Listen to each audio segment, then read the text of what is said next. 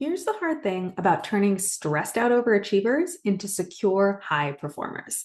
The stressed out overachiever operating model, it works. It gets you into great schools. It helps you land great jobs. It keeps your bosses happy. It keeps promotions coming in. It keeps you making money and it keeps all your checkboxes checked. So if you're a stressed out overachiever, you are not wrong to be wary of changing up how you do things because the way you've been operating so far has gotten you to where you are. And at the same time, the stressed out overachiever operating model also has its limits. And if you find yourself running into those limits, that's when it's time to pause and build a new operating model. These are the signs that it's time to switch over and make the secure high performer operating model your primary MO, because that one can take you even further.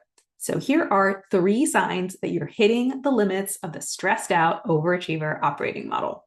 Sign number 1, you no longer have the energy or the willpower to push through stress and anxiety. You know how when you were in college, you could pound drinks all night, sleep for 4 hours, pop awake at 8 in the morning, fresh as a daisy, ready to have a productive day? But now half a glass of wine and 30 minutes less sleep messes you up for 3 days. Maybe it's just me, but I've had the same shift for stress and anxiety in my life as well. And I suspect that you have too. When you were younger, you'd pull the all-nighter, you'd work like crazy, you'd push yourself to do things you didn't want to do, you'd stay on the razor's edge of tension for days at a time, and it was hard, but it didn't kill you. Whereas now, your capacity and your willingness to push yourself through intense stress is just lower. Your brain says, screw this. What am I doing this for? I just don't care. I don't want to do this anymore. And your body says no more. And it gives you muscle pain, stomach problems, migraines, panic attacks, getting sick all the time, or whatever other physical symptom that it has to give you to try to communicate to you that this is not working. If this is you, this is sign number 1 that you are hitting the limits of the stressed out overachiever operating model. Sign number 2 is that you are at or near the end of the quote unquote prescribed path that you've been on, and you're not quite sure what to do next. The stressed out overachiever operating model is really good at crushing it on a prescribed path, whether that's high school, college, med school, residency, fellowship, be a doctor, done. Or maybe it's high school, college, investment banking, business school, join private equity, done. Or maybe it's high school, college, law school, clerkship, big law firm partner, done.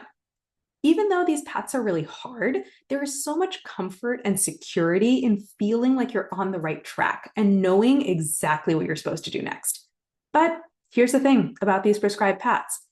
For the first few steps, you and your peers will be walking in lockstep with each other. You'll look to your left, you'll look to your right, and everybody else will be doing the same thing. But as you get nearer to the end of the path, people will start peeling off.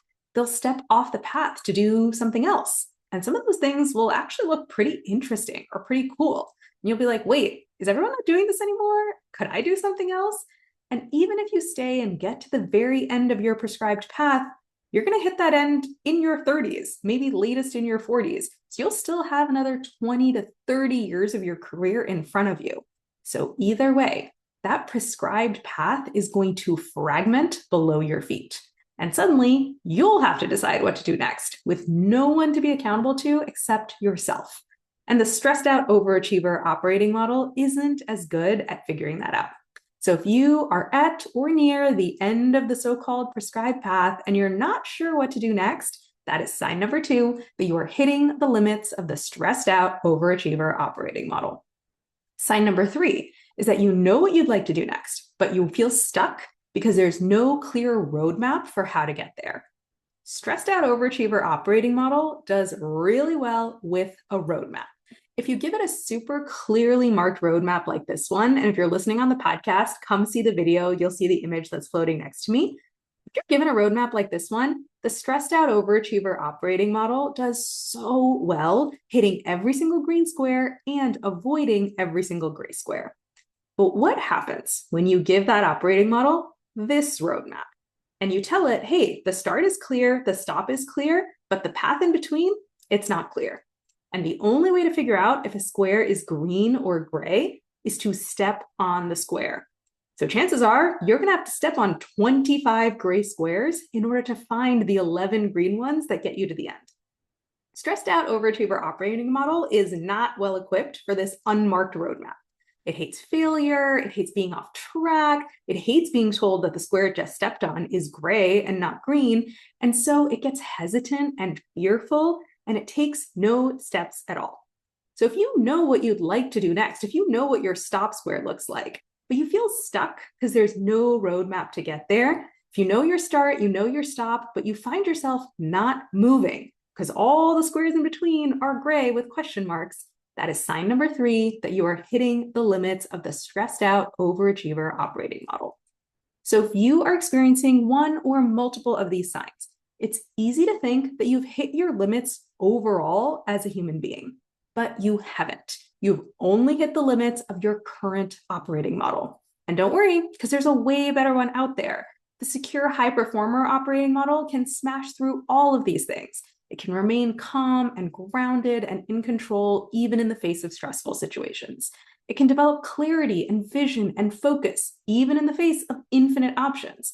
And it can navigate ambiguity and the missteps that are required to find success with courage and with good humor.